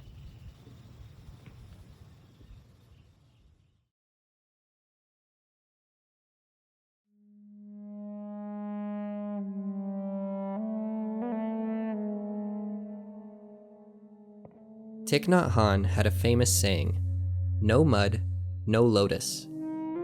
A lotus flower grows in mud. Without the mud, there could be no lotus.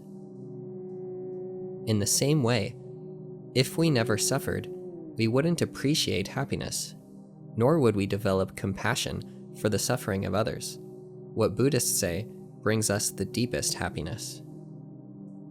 Rather than trying to be free from all suffering, Thai taught us to learn the art of transforming our suffering into peace, joy, and liberation. We do this through practicing mindfulness and deep looking, waking up from forgetfulness and preoccupation with thinking, becoming aware of ourselves and the present moment, and looking deeply into our lives.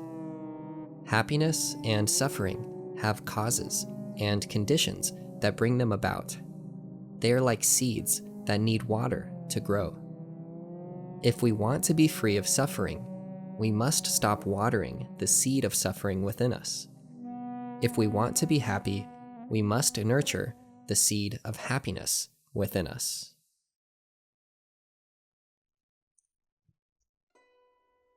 Regardless of the Buddhist tradition, despite their unique practices or approaches, all agree that suffering arises within the mind, and that freedom is possible by transforming our minds, our understanding of reality, and the way we relate to our lives. Many of us suffer because we do not see the truth of impermanence, so we take the precious moments of our lives for granted. We suffer because we see ourselves as separate from life, not understanding our deep connection and interbeing with nature and each other. We suffer because we do not live deeply in the present moment, appreciating life in the here and now, but instead constantly crave some other moment in the future to fulfill us. We suffer because of our fear and attachment, clinging to our views and beliefs, and closing ourselves off from others, from life, and even from ourselves. How do we find freedom? By waking up, becoming aware of the true nature of ourselves and life, by seeing the reality of impermanence and interbeing, by living deeply in the present moment and appreciating each moment of our lives. We find freedom by letting go of our clinging and grasping, releasing narrow views and our obsession with ourselves, and by cultivating love and compassion, practicing kindness and generosity, and by transforming ignorance and confusion into wisdom and understanding. We do not become free from suffering by avoiding it, by trying to escape it, or by consuming something to distract ourselves from it, but by looking deeply into it and understanding its nature. When we do this, we accept life as it is and become capable of being with it fully. We learn how to be with our experience and to take care of our suffering. Then, even when pain arises, whether in the form of loss, grief, fear, anger, or even physical pain, we know how to breathe with it, allow it to be, and take care of it. In doing so, we no longer suffer. As the great meditation master Ajahn Chah said, peace within oneself is to be found in the same place as agitation and suffering. It's not found in a forest or on a hilltop, nor is it given by a teacher. Where you experience suffering, you can also find freedom from suffering. Trying to run away from suffering is actually to run toward it. There is a saying shared by many Buddhist traditions, known as the 3 lines of teaching, that is said to encompass the entirety of the Buddha's teachings. They are: commit no evil deed, practice virtue, and completely tame your own mind. Suffering arises in the mind, but you have the power to transform it into peace, happiness, and freedom. This transformation depends entirely on your own efforts, your willingness to be with your suffering, to look deeply into it in order to understand its causes, and to learn how to take care of it. It depends on whether you wake up to the nature of reality or choose to remain ignorant. Ultimately, you are the master of your own mind, and your happiness and freedom depend on how you understand and care for this mind. When you awaken from ignorance and forgetfulness and begin to see through the illusions of the mind, letting go of clinging and aversion, and living with awareness, love, and compassion, you can discover true inner peace, lasting happiness, and freedom from suffering.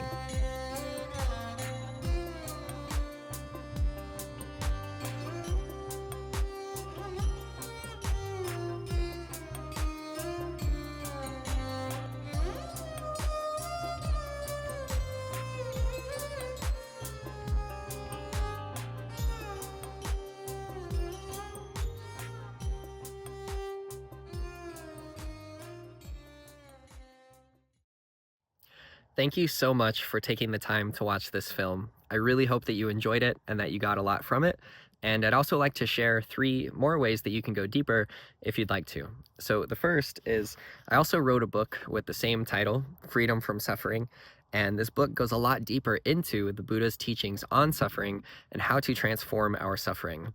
It provides mindfulness and meditation techniques that are outlined in the book and different Buddhist teachings and how they can be applied to our lives. So really, this book took me so much time to write as I was working on this project, and this entire project has been such a labor of love, and I'm so happy to finally be able to share all of this with you. So if you'd like to read the book, I've provided a link in the description below where you can learn more about it.